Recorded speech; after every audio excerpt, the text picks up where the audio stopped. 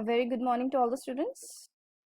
In the last video, we derived this relation I is equal to ANE VD, where I is the current flowing through the conductor, A is the area of cross section, N is the number density of electrons, E is the charge on one electron, and VD is the drift velocity of the electron.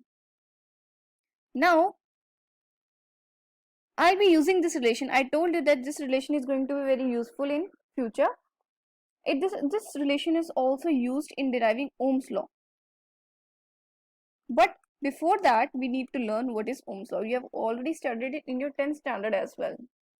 So Ohm's law क्या होता है? Ohm's law states that the electric current flowing through a conductor is directly proportional to the potential difference applied across the two ends of the conductor, provided physical conditions like temperature, mechanical strain are kept constant. ये हमारे पास एक conductor है, let us suppose इस conductor के cross मैंने एक battery लगाई जिसका जो कितना पोटेंशियल डिफरेंस प्रोवाइड कर रही है V. नाउ इसकी वजह से इस कंडक्टर में करंट फ्लो हो रहा है. अगर मैं समहाउ इस बैटरी का पोटेंशियल बढ़ा देती हूँ, the potential difference which the battery provides is increased by me, then the current flowing through the conductor also increases. लेकिन इस प्रोसेस में मैंने जो फिजिकल कंडीशंस है, जैसे रूम का टेम्परेचर है वो कांस्टेंट रखा है, मैकेनिकल स्ट्रेन कांस्टेंट रखा है, बाकी सारी कंडीशंस कांस्टेंट रखी हैं, बट मैंने V को अगर बढ़ा दिया तो मेरा करंट भी इंक्रीज होगा प्रोपोर्शनली. तो इस लॉ को हम बोलते हैं Ohm's law. So this is the relation that the current flowing through the conductor is directly proportional to V, or I can say the opposite. V is proportional to I. In order to remove this proportionality, I replace it with the proportionality constant and an equal to sign. And this proportionality constant is R, which is the resistance of a conductor. The more is the resistance that the current suffers, it means जितना ज़्यादा उस, or we can say this way, that we have applied some potential difference. जितनी ज्यादा उस conductor की resistance होगी उतना ही current उसमें से कम फ्लो करेगा. सी V कांस्टेंट रखा है, अगर मैंने R बढ़ा दिया, it means less current will be flowing through the conductor if I need to keep my V constant. So दो तरह के कंडक्टर्स होते हैं, ohmic conductor and non ohmic conductors. Ohmic conductors Ohm's law follow करते हैं और non ohmic conductors simply Ohm's law follow नहीं करते. Direct proportionality means there should be a straight line. So अगर हम इसकी स्लोप निकालते हैं ओमिक कंडक्टर में इस ग्राफ की I और V, रिमेंबर V हम हमेशा x एक्सिस पे लेते हैं, I हमेशा y एक्सिस पे लेते हैं कन्वेंशनली. तो स्लोप क्या होती है? tan theta which is equal to I upon V. अब V की जगह अगर हम IR रखते हैं, since V is equal to IR, according to Ohm's law we get this is the slope of this graph. The more is the slope, the less is the resistance, क्योंकि यहाँ पर एक इनवर्स रिलेशन आ रहा है. तो जितनी ज्यादा IV graph की स्लोप होगी उतनी ही कम उस कंडक्टर की रेजिस्टेंस होगी. Now ohmic conductor are those conductors which obey Ohm's law and have linear variation for voltage and current, जिनकी linear variation होती है. And graph showing the variation of a, so yes, non-ohmic conductors क्या होते हैं? They do not obey Ohm's law और उनकी VI variation linear नहीं होती. उसके भी हम एग्जांपल्स देखेंगे कि नॉन ओमिक कंडक्टर के एग्जांपल्स क्या हैं. लेकिन उससे पहले we would like to derive Ohm's law. Ohm's law हम डिराइव कैसे करेंगे? लॉ है but it can be derive too, और इसमें हम इस्तेमाल करेंगे अपने इस एक्सप्रेशन का जो हमने पिछली वीडियो में डिराइव किया है, I is equal to ANE VD. Simple है.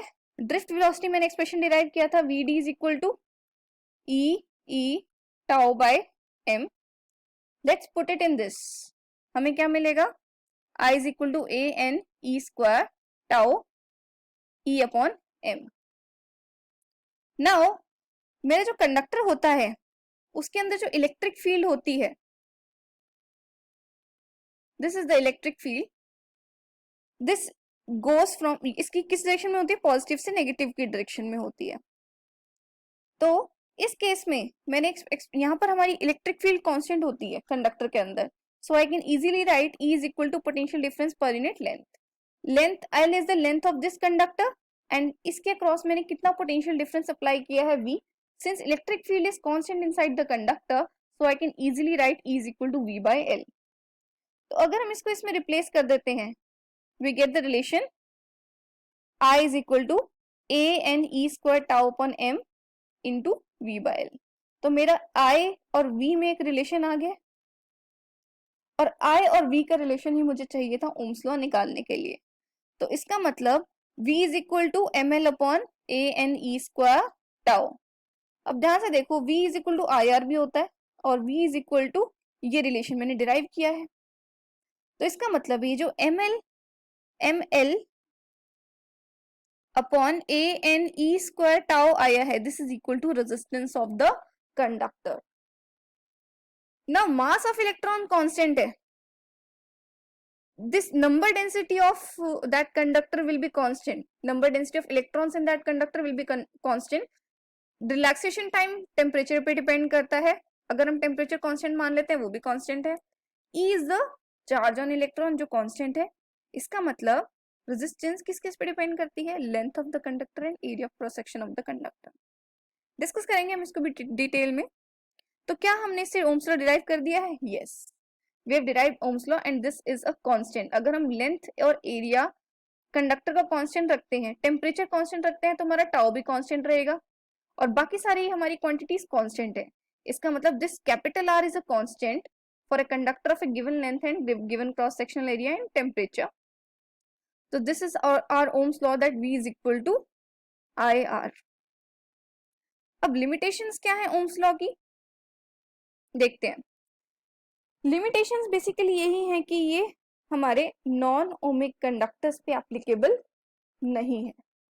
नॉन ओमिक कंडक्टर्स पे हम ओम्स लॉ नहीं लगा सकते हैं. नॉन ओमिक कंडक्टर्स कौन से होते हैं देखते हैं. इसके लिए हमारा जो ग्राफ होता है वो होता है नॉन लीनियर. जैसे हमारे ओमिक कंडक्टर के लिए लीनियर होता है, यहाँ पर ये थोड़ा सा कर्व हो गया है. सो this is a non linear graph. So general graph of non ohmic conductor.